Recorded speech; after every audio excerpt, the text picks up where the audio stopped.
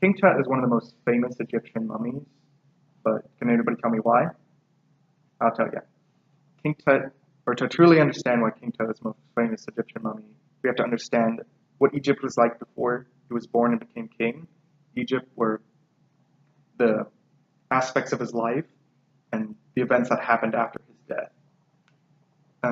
King Tut was born into a sort of uneven Egypt.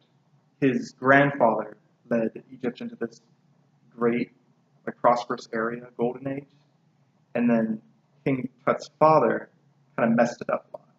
He started messing with the religion, which is always a bad idea when it comes to politics, but he started promoting the worship of a single god, the sun disk god, and this led to a lot of political and social unrest. And he even moved the capital of Egypt from Thebes to Amman, I think. But so it's just kind of this big shift between this golden era and then this low time where everybody's angry at each other. So not a lot of people were happy with King Tut's dad, so they ended up exiling him and or killing him. We're not really sure on the details, but in the end, King Tut, king, at around 8 or 9. So to be fair, he wasn't really ruling all that much. Most of the ruling was done by his advisors, and they did a great job. They reestablished the religion and moved the capital back. So overall, it kind of evened out in the end.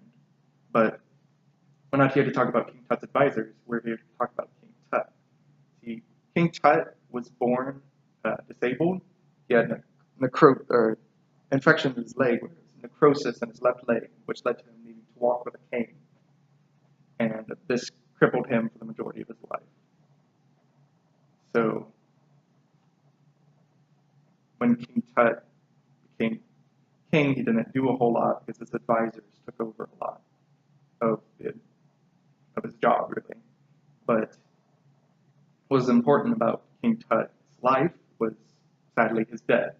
It's widely debated on what truly killed King Tut. It's gone from hunting accident to blood infection to poisoning, an attempt assassination, to a blow to the head. But the current consensus right now is that he broke his leg falling off of a chariot that he was riding. Not everybody's convinced by this either. Not everybody's convinced because King Tut would have no deal riding a chariot because of his crippled leg. He'd be unable to stand in it. So it's not even entirely believed that that's how he ended up dying. However, upon his death, we know that it was unexpected because he wasn't buried in a traditional prince or king's tomb. He was buried in a rich noble's tomb. So what we think has happened was that his death was unexpected, but due to the religion, they had to get him buried quickly, so they used a rich noble's tomb, which hasn't been used yet, to bury King Tut instead. So this led to the era of after his death. See, not a lot is said about King Tut in the records that we have for ancient Egypt, so nobody really knew he even existed until an archaeologist uncovered him in the 1920s. See, it wasn't expected to be there because, again, he was buried in a rich noble's tomb instead of a king's one.